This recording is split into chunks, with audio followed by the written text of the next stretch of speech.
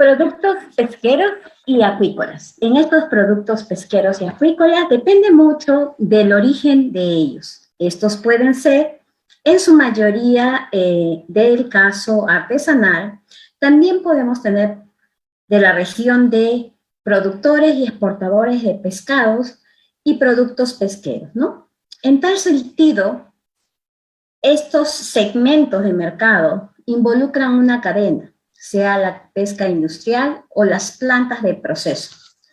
Por lo anteriormente mencionado, entonces nosotros vemos que hay problemas que se presentan relacionados quizás a la infraestructura, quizás a la cadena de frío, quizás a las embarcaciones.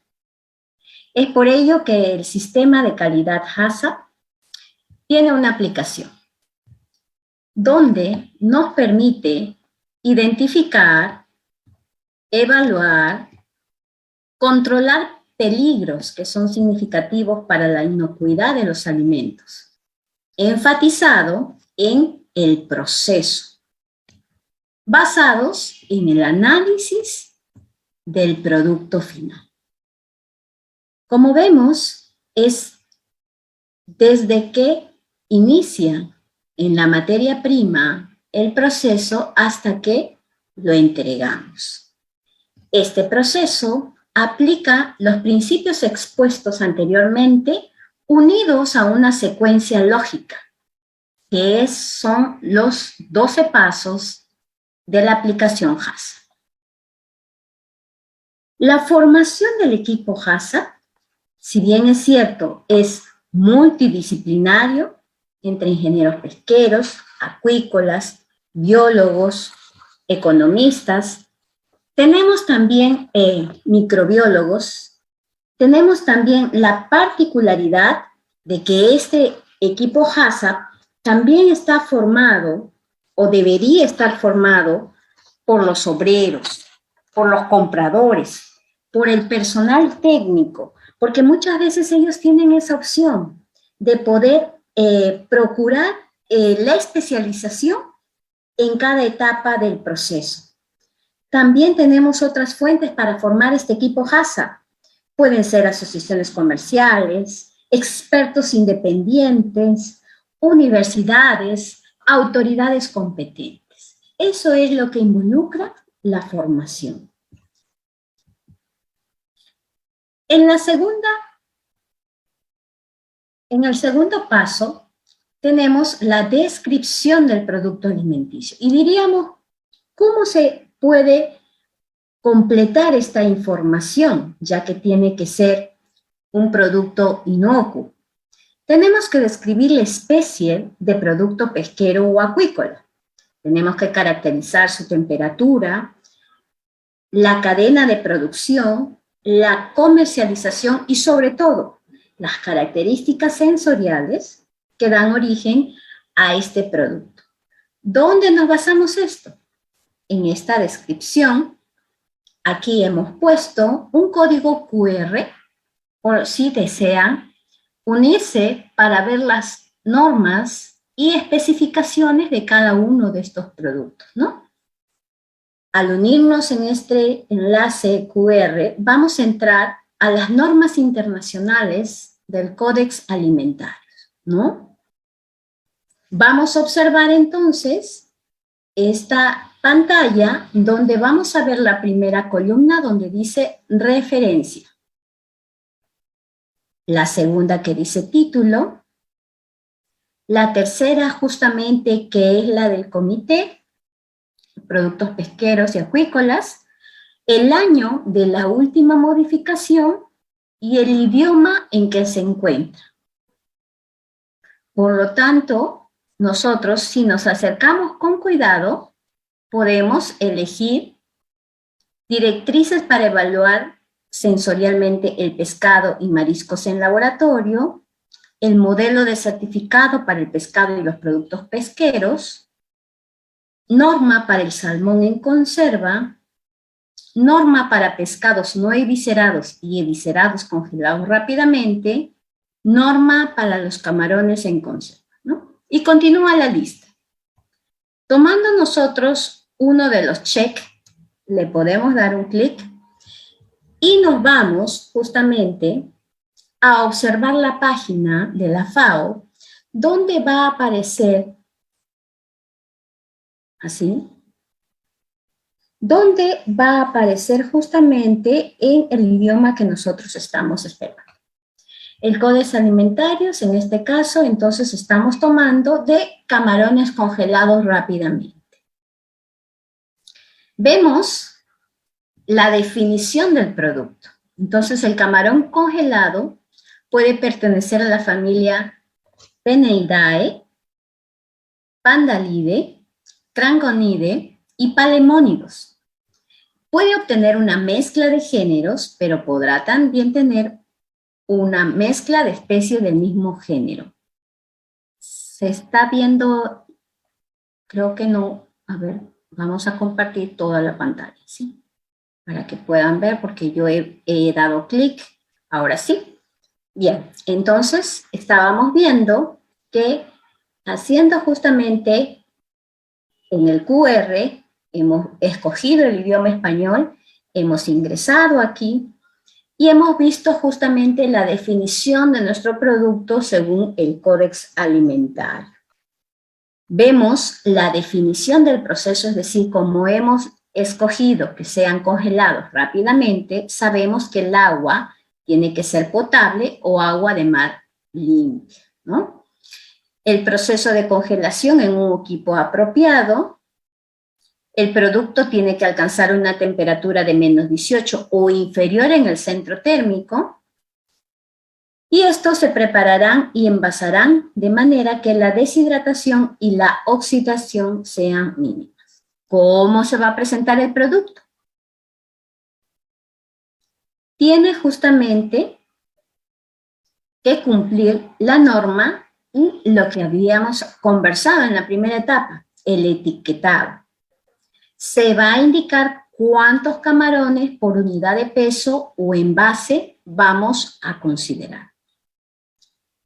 La composición esencial, el glaseado, recordemos que también tenemos las guías para la calidad de agua de la Organización Mundial de la Salud, donde se puede utilizar el agua de mar limpia siempre y cuando cumpla los mismos criterios microbiológicos que se aplican al agua potable y esté exenta de sustancias objetantes. Entonces podemos revisar prácticamente lo que señala el Codex, ¿no? Qué aditivos y cómo va a ser su etiquetado y cuál va a ser su nombre. Así va a ser para todo lo que nosotros hemos presentado. Muy bien. Entonces,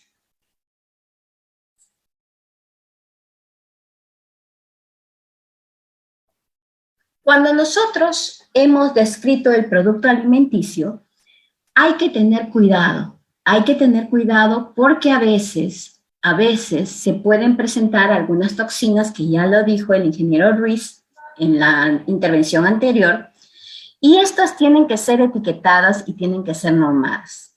Ahora, hay biotoxinas marinas por estas intoxicaciones, el PSP, el NSP, también la intoxicación diarreica, la intoxicación amnésica. Son señaladas, son analizadas, los estudios están dados para una evaluación continua y dependiendo cómo se repita.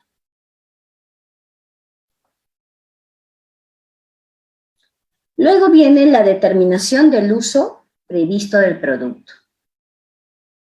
Se debe determinar quién va a ser nuestro consumidor final, ¿no? Mucho cuidado siempre. El HACCP tiene la particularidad de determinar aquellos alimentos que son para uso escolar, para uso en alimentación en instituciones, y también incluye los grupos vulnerables de la población. En la elaboración del diagrama de flujo, el equipo HACCP debe construir un diagrama que abarque todas las fases de las operaciones relativas a los productos pesqueros que se puedan manipular o procesar. Se puede utilizar también ese mismo diagrama que usamos para el procesamiento en elaboración de especies similares. Se puede. Un ejemplo sería así, ¿no? Este es un diagrama donde tenemos las etapas: recepción, pesado, mezclado, envasado, enfriado, ¿no? Y la presentación final de su producto, donde se considera como ingreso otros ingredientes. En la industria pesquera y acuícola trabajamos con diagramas de flujo que incluyen tiempo y temperatura, variables importantísimas para cada uno de los procesos. Si bien es cierto, aquí tenemos una recepción, sabemos que en el pescado entero tiene un tiempo máximo. Lo mismo, el hielo tiene también que ser de características adecuadas y en un almacenamiento adecuado. Es decir, en estas partes que son los inputs para la recepción, en este caso del pescado entero, se da lo que conocemos como PC1, que es el punto crítico de control. ¿Y por qué viene a ser así? Porque esta fase, esta etapa, la vamos a analizar en un cuadro, en un diagrama de decisión, y se va a convertir en un PC1 porque si recibimos un producto que no cumple las características de calidad adecuada, no vamos a poder mejorarlo en el transcurso de las siguientes etapas. El clasificado y enrollado se convierte justamente en el segundo punto crítico de control porque después, en una siguiente etapa, ya no hay un reclasificado para este proceso. El congelado se convierte en un punto crítico de control porque es un único proceso. Y como único proceso de congelado, si no lo hacemos correctamente en el tiempo y en la temperatura, pues no podremos reprocesar nuestro producto hidrobiológico. ¿Cómo vamos a saber cómo controlarlo? Se llaman límites críticos. Y lo colocamos en el diagrama de flujo porque tiene que ser de fácil acceso a todo el personal. Recordemos, en un primer momento dijimos, el equipo HACCP va a estar integrado o va a ser multidisciplinario. Por ello, es importante que cada uno aporte. Cuando queremos implementar en la empresa este tipo de procesos, este tipo de sistemas, tenemos que comprometer tanto a la alta gerencia como al personal. La capacitación, la sociabilización es muy importante. Quien no entienda que lo que esa persona hace no puede o no va a ser mejorado por lo siguiente, es donde vamos a tener un producto bueno o muy bueno. Siempre nosotros queremos lo mejor. Este sistema de calidad te lo da, ¿no? Siempre aplicado en la lógica que presenta. La confirmación in situ del diagrama de flujo.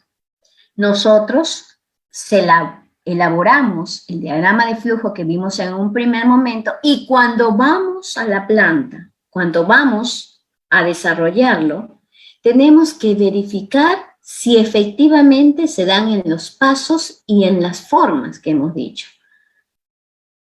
¿A qué queremos llegar? ¿Por qué?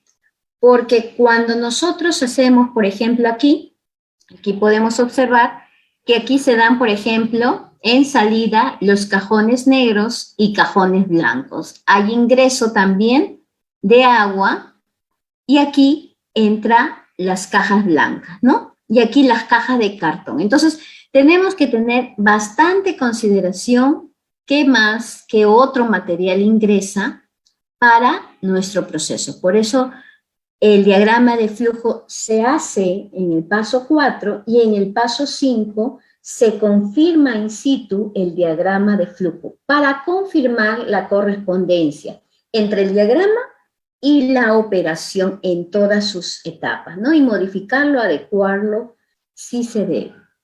El equipo HACCP, entonces, elaborará una lista, ¿no? Enumerará todos los peligros posibles en cada fase. Esta lista puede preverse desde la producción primaria, manipulación, procesamiento, almacenaje y distribución. El equipo HACCP efectuará este análisis para identificar la relación de los peligros, porque es indispensable eliminar o reducir a niveles aceptables para poder seguir en la distribución de nuestro producto pesquero, acuícola, ¿no?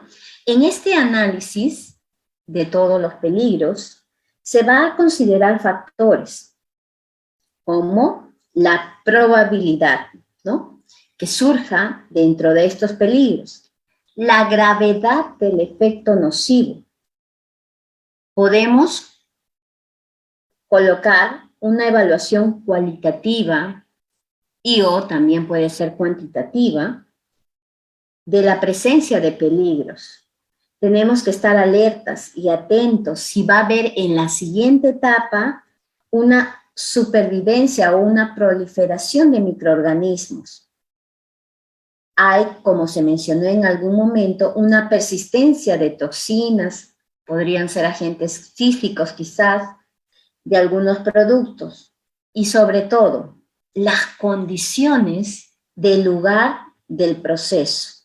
Se tienen que tomar en cuenta las medidas de control que se van a aplicar en cada una de las etapas, ya que podría ser necesario que necesitemos agregar alguna medida para que este peligro específico, dependiendo de su gravedad, disminuya el nivel o poder controlarlo para que no se produzca una secuencia, una secuela o se active otro peligro.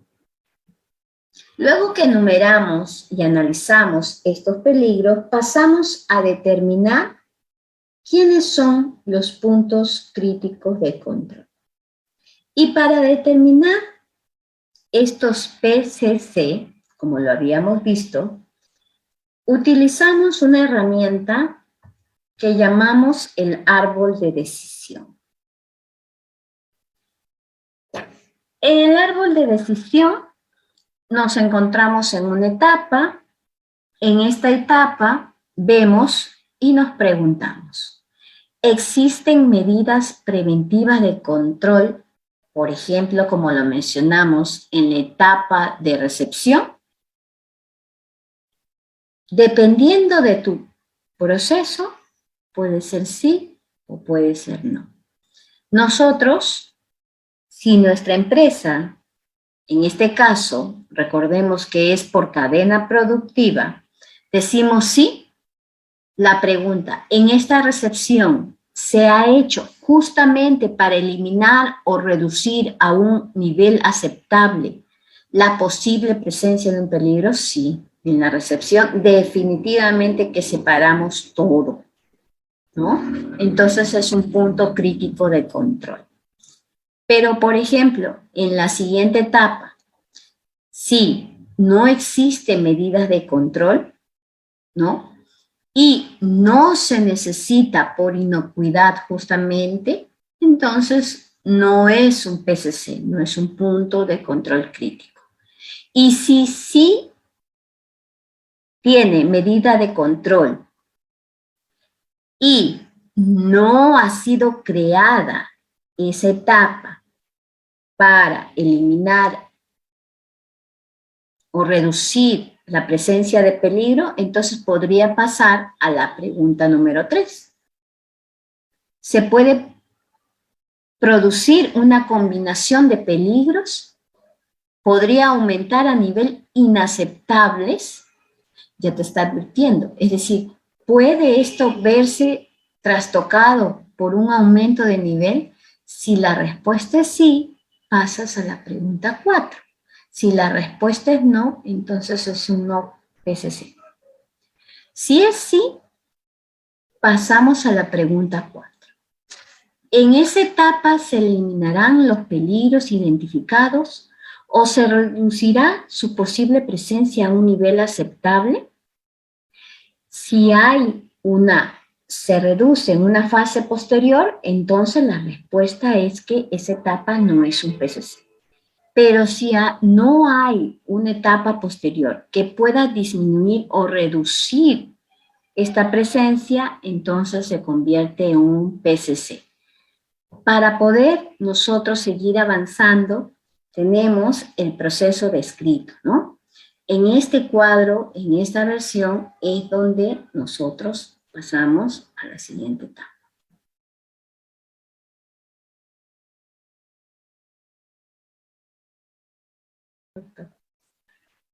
En este árbol de decisión, nosotros ya vamos a colocarlo en un cuadro, ¿no? En un registro, donde nosotros en esta hazard podemos determinar, ¿no? Colocamos en la primera columna el nombre de la etapa, en este caso de la fase, ¿no? Que sería una operación ya, la recepción. ¿Qué tipo de peligros encontramos? Si existe algún peligro significante para la seguridad, justificamos la respuesta de sí o no y cuáles son las medidas preventivas aplicadas, ¿no? Si hay justamente un peligro biológico en esta etapa, pues entonces se convierte en un PCC porque no hay una siguiente que pueda disminuir. Pero si no, se mantiene. Este tipo de cuadros, de gráficos, de decisiones, justamente donde vas haciendo las 4 preguntas anteriores, ¿no? Vas haciendo estas 4 preguntas anteriores, se van colocando en este cuadro, de manera que al final ya determinas cuáles son tus fases del proceso que van a ser puntos críticos de control.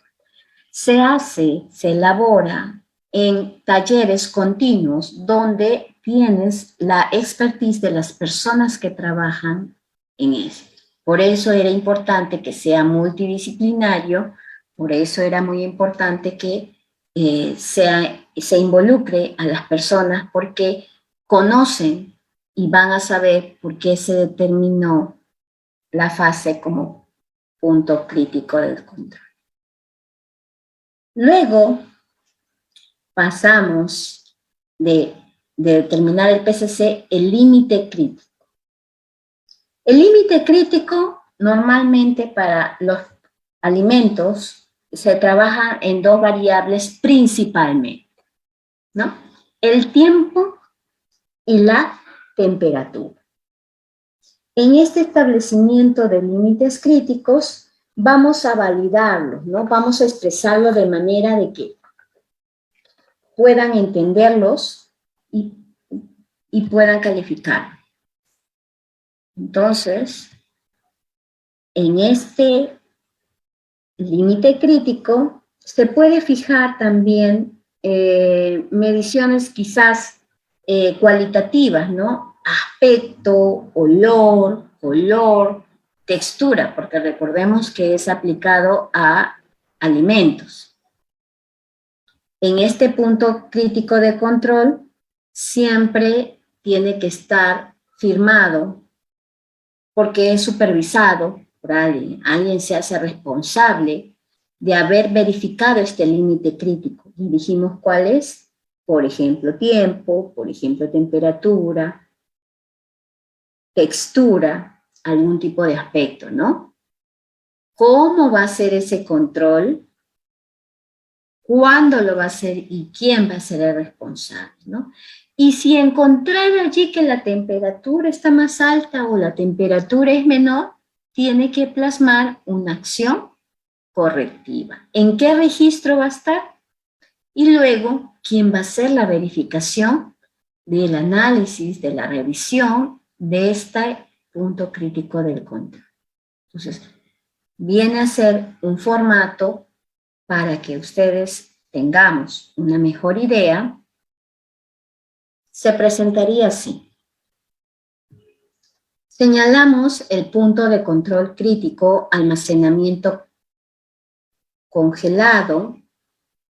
El peligro significativo sería anisakis, donde comentábamos anteriormente que la temperatura tiene que ser menor, ¿verdad?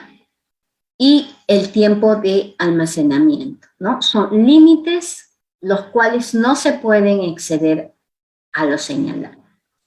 La vigilancia o monitoreo ¿de qué? Del tiempo de almacenamiento y de la temperatura de cámara. ¿Cómo? La temperatura con el termómetro. Cada 3 horas o menos, por el operario responsable de la cámara. El tiempo de almacenamiento se hará con el control de la fecha de ingreso y expedición en una frecuencia de al ingreso de la expedición. ¿Quién lo hará? El operario responsable de cámara de almacenamiento. Si la temperatura llega a ser mayor a menos 20 grados centígrados, entonces el operario responsable de la cámara de almacenamiento informará al coordinador del equipo HACCP y al personal de mantenimiento. Él tomará una muestra, verificará la temperatura y en caso se haya producido un aumento, será identificado e inmovilizará hasta que se asegure de cumplir los límites críticos. Pasará a la revisión del PC1, que es almacenamiento del congelado, el responsable, la frecuencia diaria, ¿no?, de esta revisión.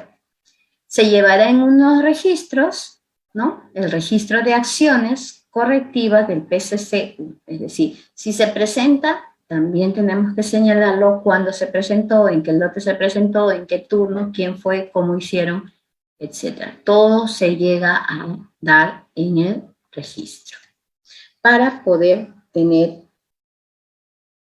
en consideración.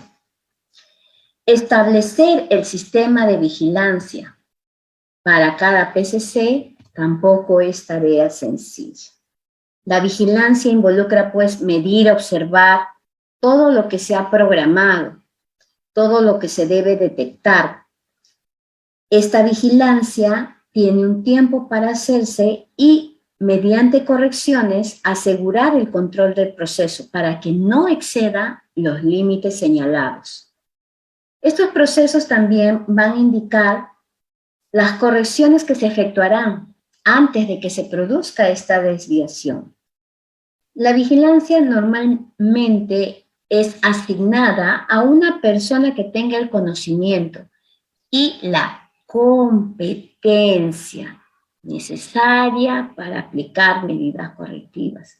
Muchas veces esas personas sí conocen el tema, sí pueden validarlo, pero en el momento del hecho están en una indecisión de la aplicación de la medida correctiva. Tienen que tener el poder de decidir.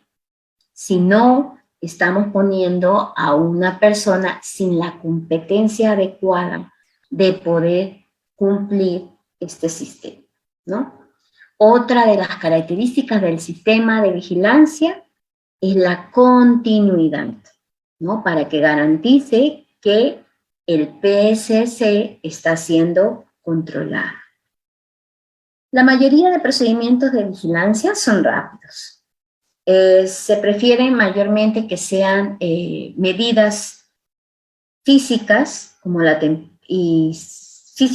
temperatura o sensoriales, y baseados siempre en estos registros o documentos, ¿no? Siempre debe estar firmado por la persona que efectúe la vigilancia o por el funcionario de la empresa encargada para su revisión. Luego del sistema de vigilancia viene el establecimiento de las medidas correctivas. Para hacer frente a este tipo de cambios que puedan producirse, se debe aplicar medidas correctivas específicas para cada PCC del HACCP. Las medidas tienen que ser controladas, tienen que ser adaptadas, tienen que tener una adecuada eliminación del producto. Y ojo con eso. Si es que no va a ser útil, también tiene que tener el proceso para su eliminación del producto que fue afectado. Estos deben documentarse en los registros del sistema HACCP. Entonces, esas medidas correctivas van a ser señaladas. El procedimiento de verificación involucra que tengamos métodos y procedimientos para su análisis. Deben ser suficientes para comprobar y poder colocar, por ejemplo, ¿no? Estamos haciendo el registro de la evaluación, estamos señalando qué evaluaciones hemos hecho para detectar esta desviación, estamos colocando el proceso para eliminación de los productos y también una confirmación de quiénes, de los PCC. ¿En qué medida? En la medida que estos sigan siendo controlados. En el paso 12 y último paso, hay un establecimiento de un sistema de documentación y registro. Este sistema se debe aplicar registros eficaces y precisos. ¿Cómo así? El registro que se mantiene debe ser simple y debe ser óptimo, tratando de utilizar el mayor campo posible. En este caso, estamos haciendo un registro del monitoreo del punto de control 1. Colocamos la fecha del producto, lote, hora de ingreso, temperatura de cámara, firma. Una observación y lo que dijimos, la verificación. Verificación, fecha de verificación si es diaria, hora y fecha si es por turnos. Este sistema de verificación tiene que tener toda la documentación y tiene que ser en magnitud al proceso, que quiere decir, dependiendo de la frecuencia, el tamaño del lote y la numeración que nosotros podamos hacer, planteamos este formato, ¿no? Si va a ser en un mes, si va a ser por semana, o si va a ser trimestralmente. Pero ojo, el registro puede ser pasado a formatos trimestrales. Eso no significa que evitemos el hacerlo en su momento. Cada proceso tiene que tener en esa línea de producción su registro de monitoreo de punto de control crítico. Tienen que ser lo suficientemente didácticos para que el operador que venga a comprobar pueda decir, sí, sí se realizó el control HACCP en este punto. Mayormente, cuando son productos frescos, se tiende a conservar estos registros por un año, ¿no? Y en la forma de congelados, normalmente son 2 años.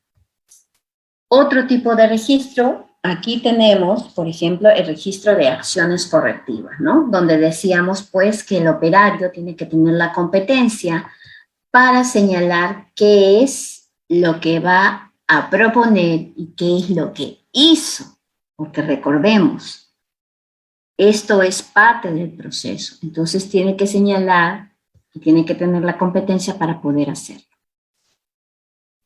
El destino del producto tiene que también estar señalado, no se coloca nada más en planta, tiene que tener un proceso, ¿no? Está firmado por el coordinador del equipo HACCP y por el personal de mantenimiento. A su vez, por la siguiente etapa, que también es de verificación. Este registro se mantiene actualizado con la vigilancia de los PCC, con las medidas correctivas correspondientes y también con los procedimientos aplicados. Siempre es bueno enseñar a las personas, a los trabajadores, a los operarios, cómo hacerlo. No pensar que porque nosotros entendemos esto, ellos también lo van a entender. La sociabilización es lo principal, la concientización de que esto va a mejorar mejora la empresa, mejora nuestro producto, mejoramos todo. Siempre hay que ponernos la camiseta de todos los niveles para que nuestra empresa pues tenga la posibilidad de triunfar en nuestro sector. Muchas gracias por la atención. Pasamos entonces al moderador. Muy amable.